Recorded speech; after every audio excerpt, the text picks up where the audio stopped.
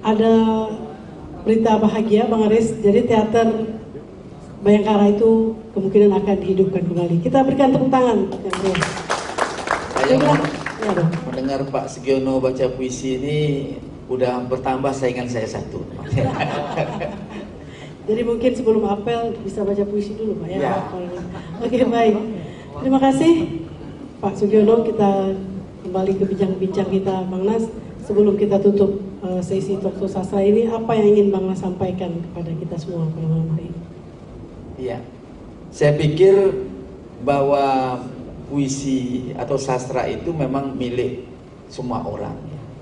Saya beberapa kali menulis, menurut saya itu semua orang pada mulanya adalah penyair.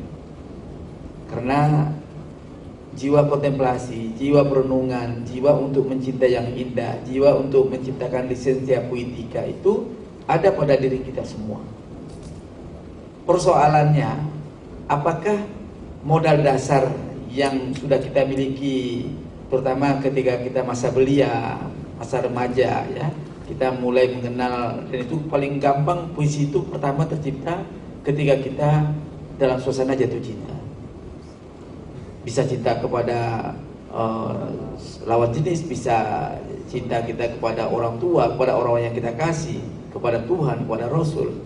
Nah, kecintaan itulah yang membuat kita, makanya hampir semua kita tanpa kecuali di usia-usia belia itu sudah pernah membuat minimal tuh berkirim surat dengan puja-puji, pernah membuat kata-kata mutiara, pernah membuat naskah-naskah yang coret-coretan, apakah itu juga renungan segala macamnya. Itu membuktikan bahwa semua kita itu pada prinsipnya punya jiwa penyair.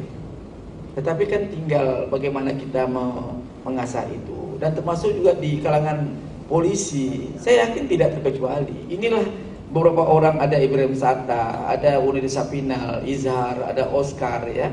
Nah, sebagian kan ada yang masih hidup itulah yang sampai terjaga, ya, karena terasah terus, dan inilah yang muncul ke permukaan. Tapi tadi yang dikatakan oleh Bang Aris bahwa di bengkel teater Bayangkara itu kan yang mau ikut saja yang ada, apalagi yang mungkin pertimbangannya ingin ikut, ya, mungkin malu-malu. Nah, jadi kita menyebut baiklah apa yang disampaikan oleh Pak Sugiono, ya, ingin menghidupkan kembali bengkel teater Bayangkara, ingin menghidupkan bagaimana nama besar Ibrahim Satta, yang juga kalau kita ramai-ramai kawan-kawan wartawan juga, kawan-kawan penulis, saya imbau juga, termasuk Mur juga, kita sama-sama mengangkat sosok Ibrahim Satta ini, ya. Dia orangnya boleh sudah tiada, tapi karya-karyanya masih hidup, ya. Nah, saya ini orang komunikasi, S2 saya komunikasi. Sekarang ini era super brand. Super brand itu segala sesuatu diukur dengan brand merek. Kenapa tokoh-tokoh lama seperti Elvis Presley, ya, di Inggris, di Inggris, ya, itu kan sampai sekarang namanya berkibar terus. Itu ada PR-nya. Itu anaknya si Mary itu yang membuat. Apa yang dia buat? Oh, dia buat semua yang berbau ornamen properti apapun dengan merek Elvis Presley. Sampai minyak wangi pun dia ciptakan Elvis Presley. Kenapa kita tidak bisa menciptakan itu untuk seorang Ibrahim Satta? Ya, kita tulis terus. Nah, saya juga tak tahu kenapa nama Ibrahim Satta itu juga tidak dilekatkan pada nama gedung atau nama lapangan atau apapun, ya. Saya pikir ini saran ke Pak Sugiono juga.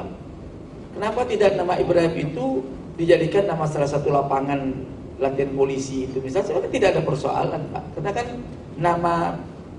nama-nama itu kan tidak harus, misal gini, dia penyair digunakan untuk nama lapangan sepak bola misalnya. Saya pikir itu tidak ada persoalan. Tapi alangkah baiknya kalau nama Ibrahim itu untuk gedung seni misalnya, yang dikelola oleh Polda Riau gitu, ya. Dan ya sama-sama lah kita hidupkan lagi, ya, Ibrahim Satta ini. Baik, terima kasih Bang Fakrunas M. Ajabar. Kita berikan aplaus yang meriah untuk Bang Fakrunas. Kita masih lanjutkan acara kita ini. Terima kasih Bang. Baiklah, pemirsa Rio TV dan cici tuan-tuan yang berbahagia, itu tadi bincang-bincang sastra kita mengenai puisi dan polisi.